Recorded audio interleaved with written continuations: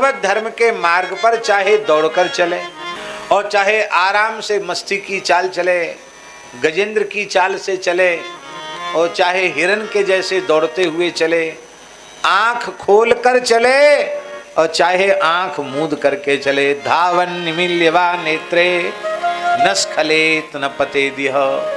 ना तो इस मार्ग पर स्खलन है और ना वह पतन है, दुर्घटना रहित मार्ग है। आंख मूंद कर चलो चाहे आंख खोल कर चलो। आंख मूंद कर चलने का मतलब क्या है? विश्वास पूर्वक चलो।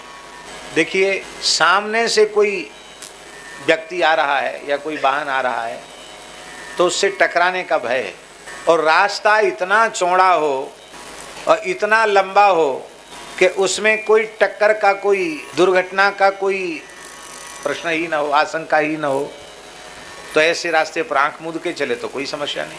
स्वामी जी, सामने से टक्कर का भय भागवत धर्म पर क्यों नहीं है?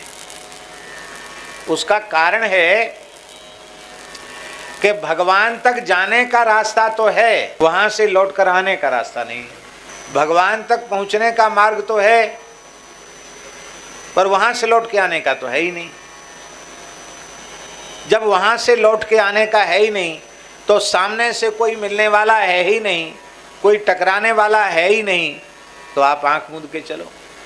बोले कई बार ऐसा होता है, 4 लाइन होते हैं, आने का रास्ता अलग है, जाने का रास्ता अलग है, सामने से टक्कर नहीं पर पीछे से लोग टक्कर मार देते हैं। मार देते कि नहीं? तो पीछे से कोई भाग दौड़ स्पर्धा, भागवत धर्म में भी स्पर्धा भी नहीं है। भाग दौड़ की स्पर्धा नहीं है, आगे पीछे का नहीं है। क्यों? एक विशेष बात है, प्रत्येक व्यक्ति के लिए स्वतंत्र मार्ग है। ऐसी सुविधा पूरे ब्रह्मांड में और कहीं नहीं है। आप भगवान की ओर जाना चाहते हैं तो आपके लिए अलग रास्ता बन गया,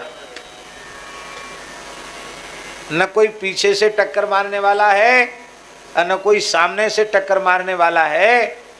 आप स्वतंत्र हैं भगवत प्राप्ति के पथ पर। यह कितनी बड़ी सुविधा है।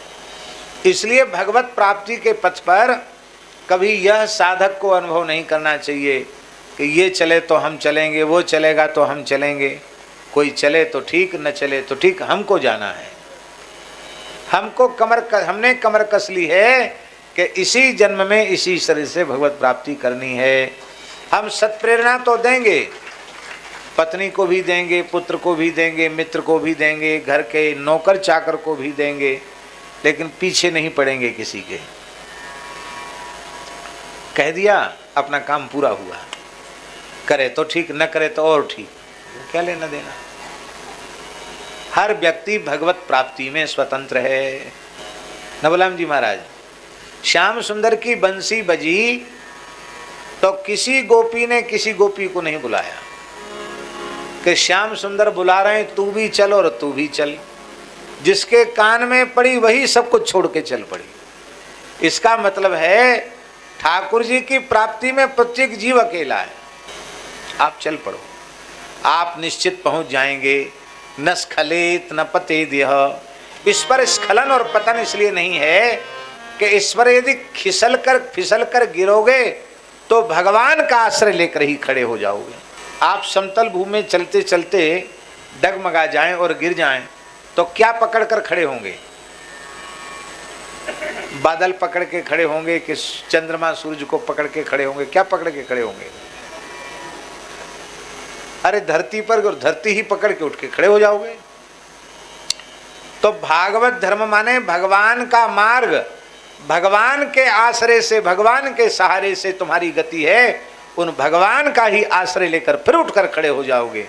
और यहाँ जो गिरना फिसलना है वो गिरने फिसलने के लिए नहीं है, वह और अधिक तीव्र गति से आगे बढ़ने के लिए।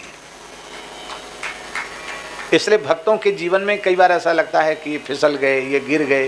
वो फिसलने गिरने के लिए नहीं है, वो और अधिक तीव्र गति से भगवान की ओर जाने के लिए। बोलो भक्त वत्सल भगवान की। माई मेरे श्याम